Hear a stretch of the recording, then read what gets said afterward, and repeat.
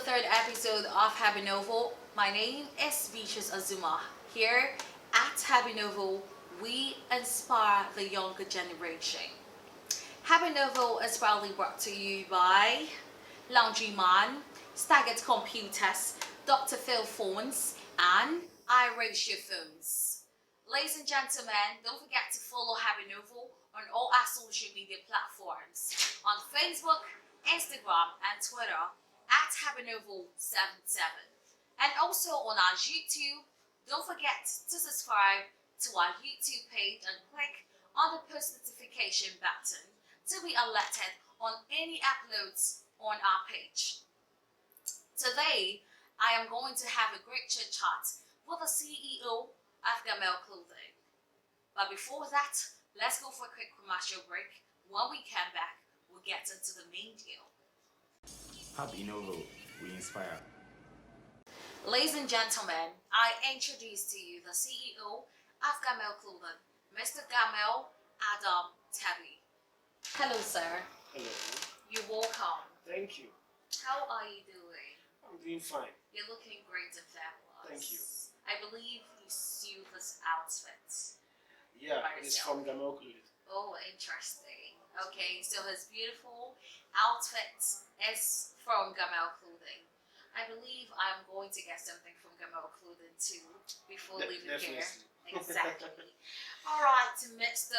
Gamel, how has life been for you over the past years? Not easy, but for me, every single moment is a learning curve for me. So I think it hasn't been all that rosy, but thankfully we are still heading towards it. So far so good. So far, so good. Okay, so let's delve into the main deal for today. I want to know how you came about your business.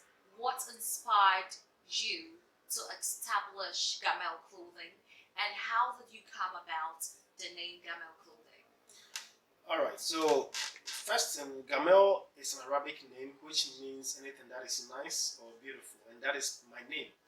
So I am someone who naturally is a problem solver. So I try to look around and find out a problem that is hampering our development across our society.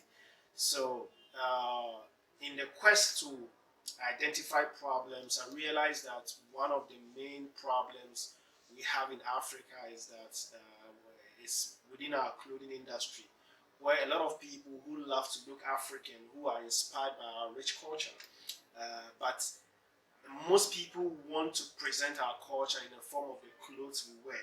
But I realized a lot of people get disappointed at the end of the day. So, and myself, I was a victim of that. So when I went through that ordeal, I was like, okay, if there were people like me who want to look African, who are inspired by our rich culture, and this is how they have to actually go through before they can adorn our rich African attire, then there is something, there need to be something that is to be done about it. So that was how it all triggered. Then I decided to do my research and realize that this is a very big industry. As it stands now, the African fashion industry is about $31 billion industry. Interesting. That is a lot. And when you realize that Ghana is not even having a bit of the share, so there should be something that needs to be done about it, and that is how I ended up starting Gamel Clodin. Interesting. A very interesting conversation there. He is saying Gamel simply means something that is nice. And trust me, when I entered his office, I loved the atmosphere and the environment. So Gamel and the office I'm seeing is the exact thing he is telling me. Alright, so moving on, I want to know the year you started this business. Did you start right from here in the Kumasi City Mall, or you were somewhere? How did you start? I want to know how you started, the foundation of the business. Alright, Yeah. so this business was established in 2013. Okay. Then I was a student at KNUST, and I actually pursued herbal medicine, which is way different from being in the clothing manufacturing business. So there was a faculty dinner that was coming up. So I sent my fabric to a tailor, and I was hugely disappointed. It took more than a month. The event was over, so I couldn't even go. Later, I went for the clothes and it was poorly done.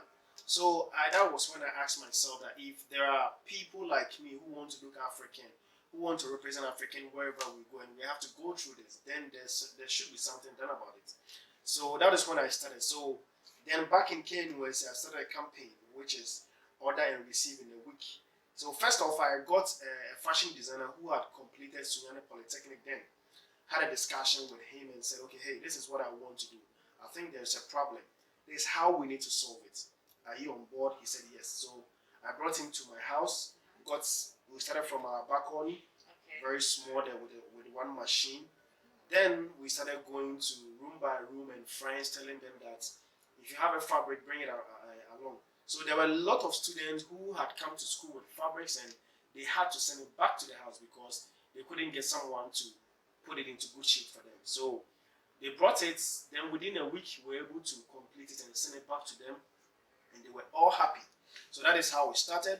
And I think that very period, there were a lot of events on campus, and one was outside campus, that is Garden City University Freshers Fair.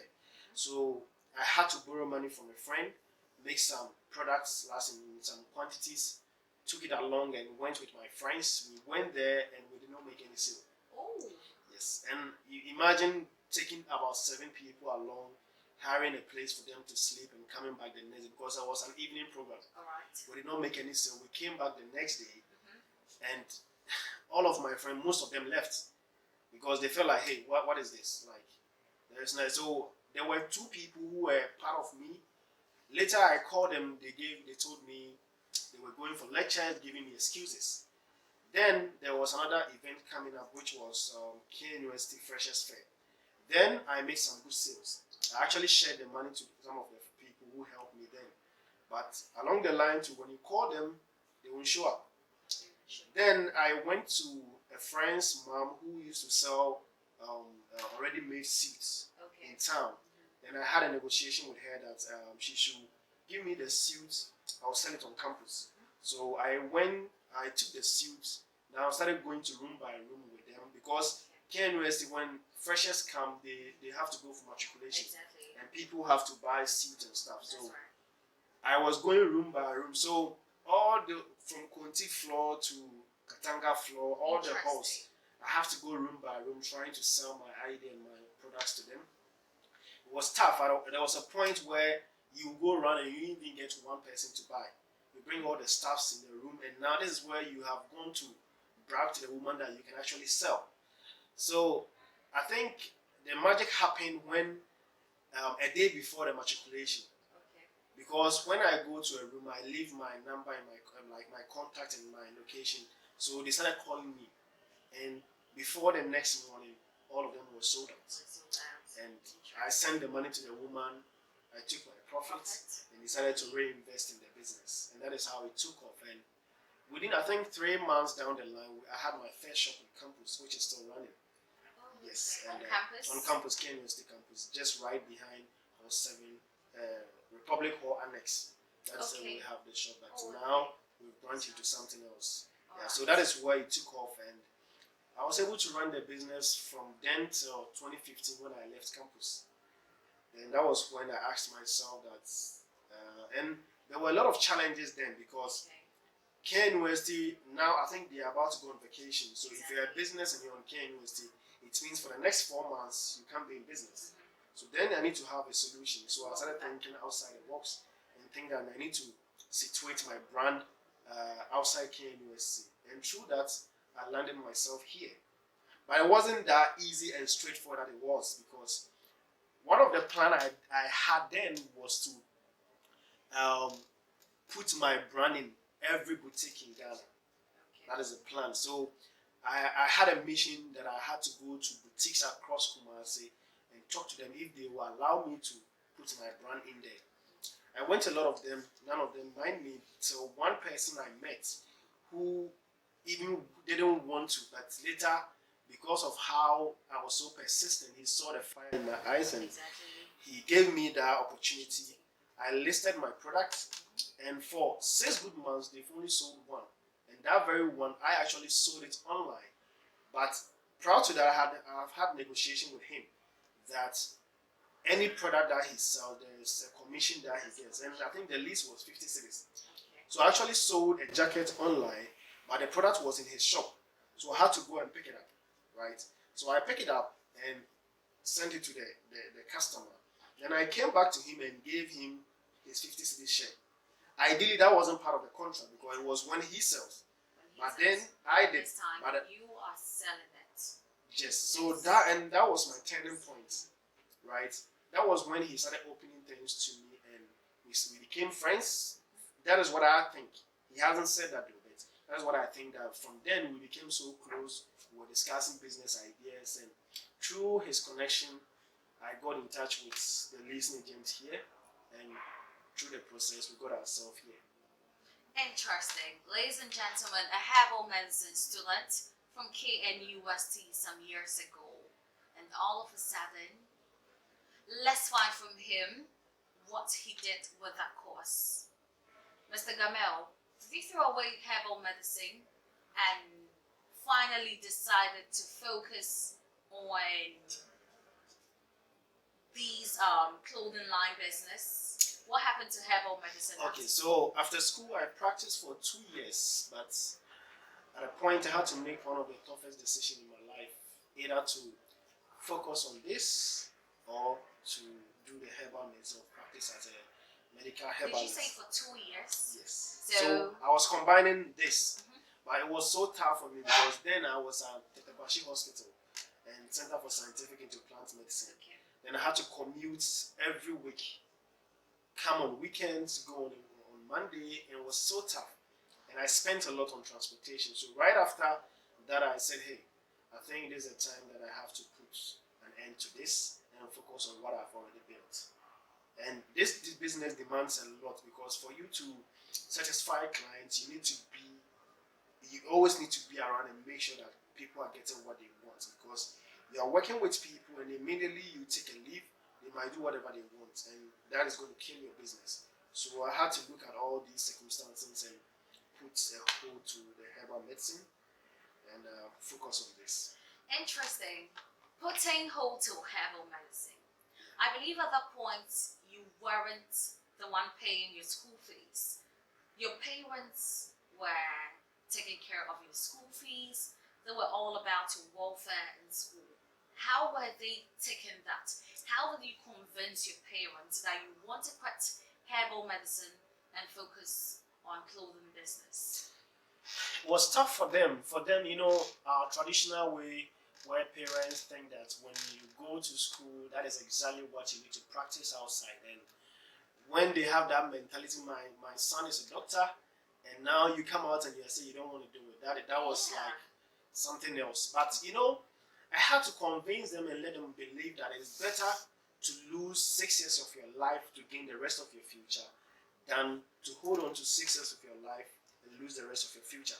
Because yes, I had been in school, practice for a total of 6 years, right? That is something, but if in a way, even though I haven't lost everything, I still have opportunity to practice and other stuff. But as it stands now, and I'm not practicing, if I lose that 6 years, right, and to build on something that has a lot of effect on not just me, but the rest of the society, I believe it is worth it, right? As it stands now, our employee level is as a total of 15 people. So just one idea now, 15 people are being fed every month from this business. So that tells you how this makes sense, right? But it was a tough decision then. So I think they didn't take it lightly, and I'm not sure then they were happy with it, but they had to just cope because that is what I wanted to do. And I had to promise them that I will not fail them. Okay. So I think now they are cool. They're cool with it. Yeah. Because they know that right now you are at the success peak. You're making good money. Not that successful.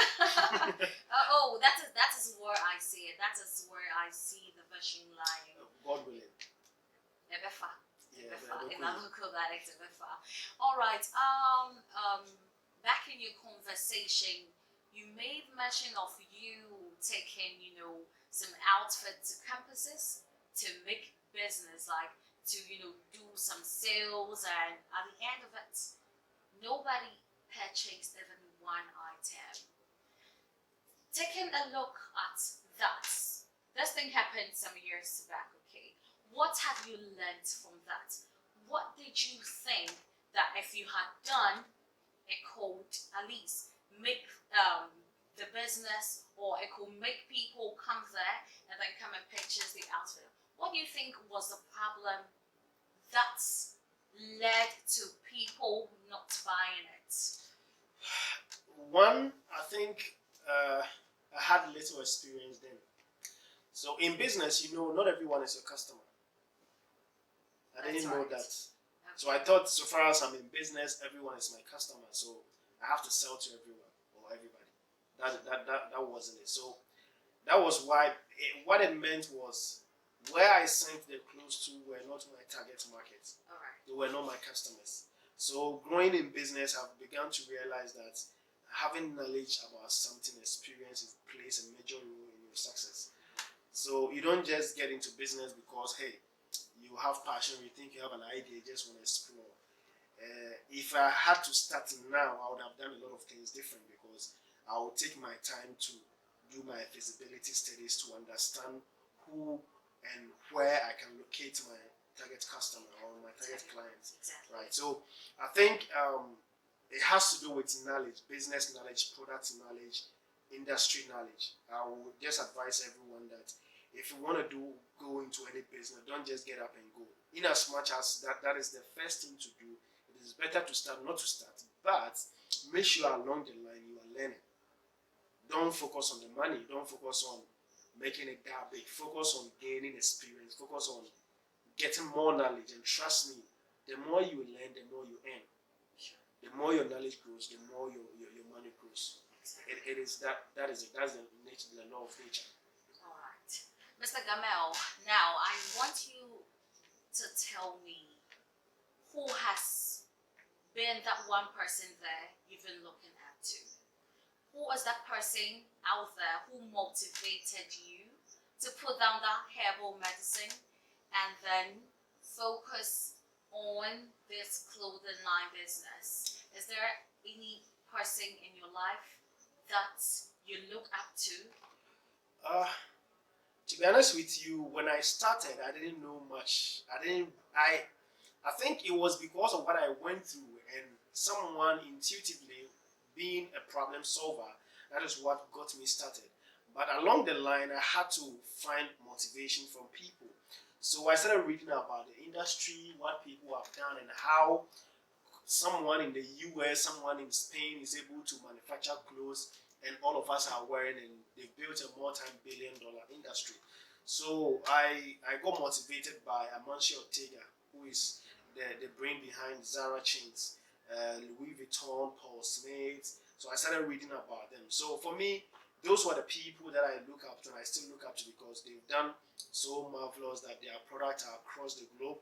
Like they've transformed lives. They've built a genuine business over decades, like centuries, right? Some of them. So the likes of Nike, Adidas, and Co. So these are the people that I try to look up to them and put myself that this is where I want to get to, where the brand does not become just a Kumasi-based brand or a Ghanaian-based brand, but it becomes an international brand when we have to talk about African way. So to me now, I'm looking at the next time someone mentions African inspired apparels, the next brand that should come to mind is Gamel Clodin. It's Gamel Clothing. Yeah. Interesting. Gamel Clothing, I believe, when I stepped here, I realized he had another office in the mall aside this office. I'd like to know if you have any other branch. You made mention of Hall 7. You had Hall 7K in University Campus. You have an office there. Apart from Kumasi, these three places, are there other places in Kumasi you have opened offices, other places in Accra or Sunyani have also established or expanded your businesses too? For now, no. I think all our operations and how do you call it, our offices are right here in Kumasi. Alright. It's not a race, and we believe that before we make a step and get to other regions and other places, we need to put in or do our feasibility studies and understand where we are going, because that is an investment. The way I started my business then, I cannot start the same thing now. So if you are taking or making a move, you need to understand what you're about. That's right. And put things together. But one fascinating thing is that we also don't operate here only in Kumasi, because we have a website where people across the world, across the country buy from. It's called GhanaianClothing.com. Very simple. All our products here are listed on the website. We have all our social media channels where people purchase from, and we deliver to them. So that hasn't really been a hindrance to our business and growth. So, but it is something that we are considering getting branches in other regions. Yeah. All right.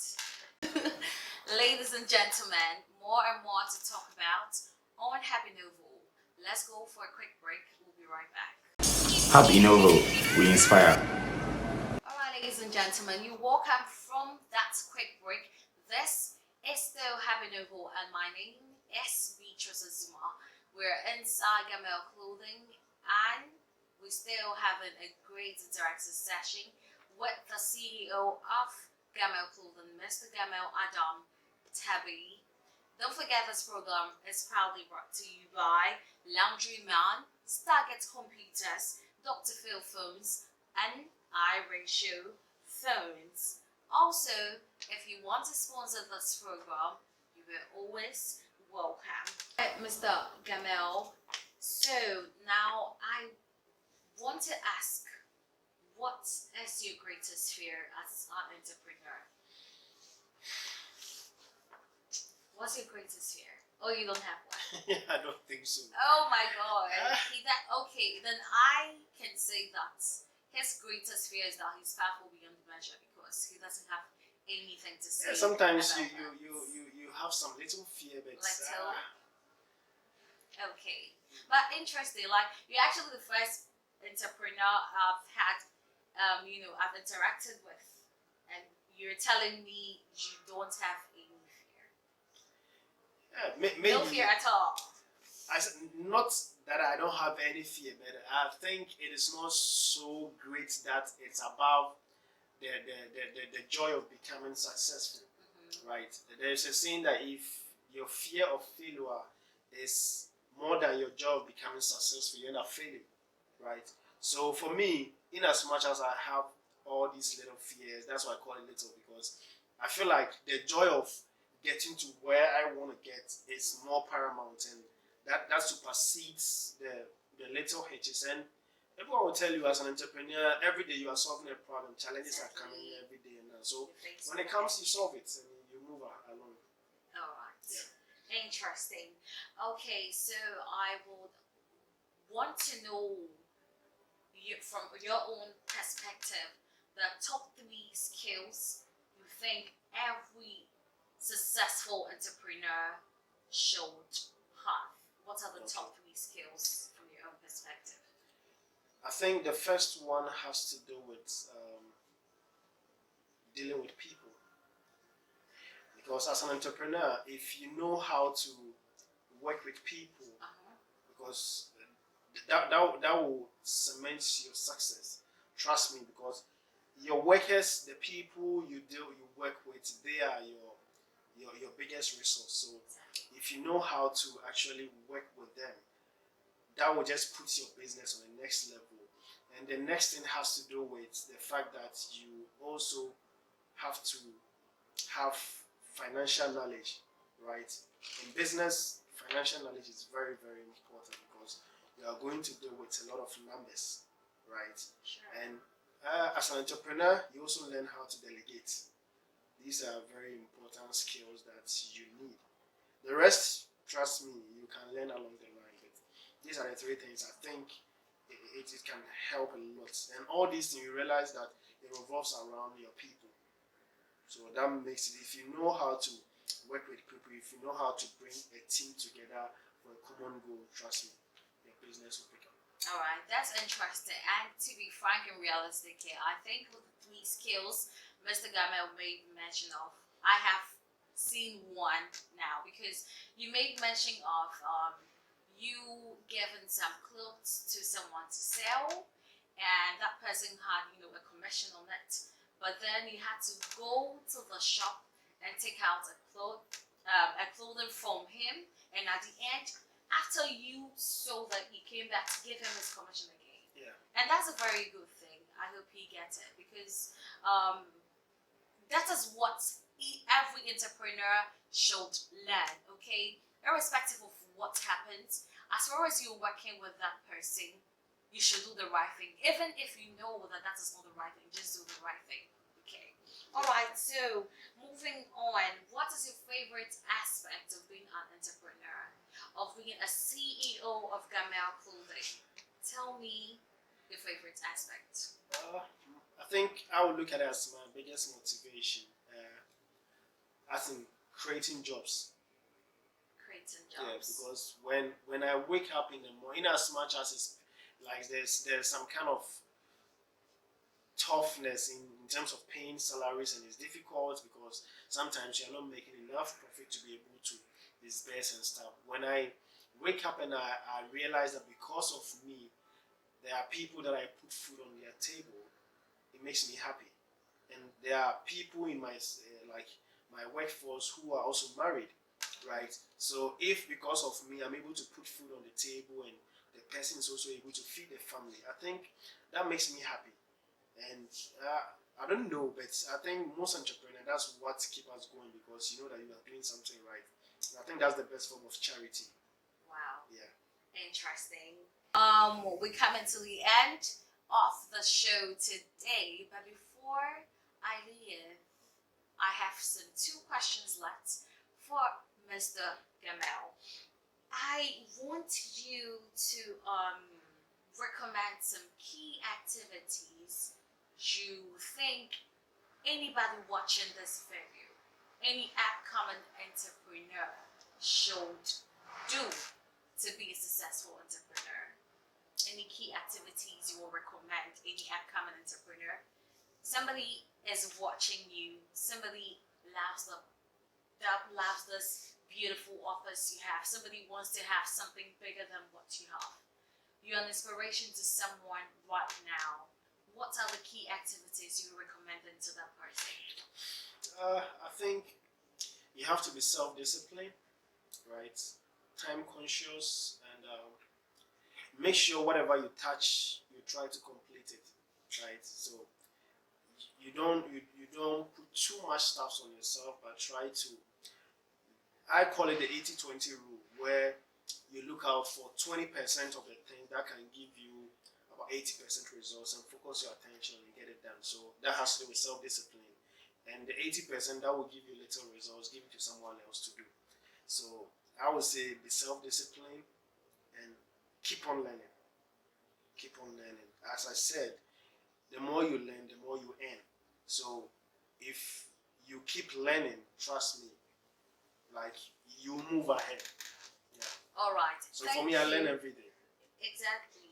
And that's very good. It's a very good thing.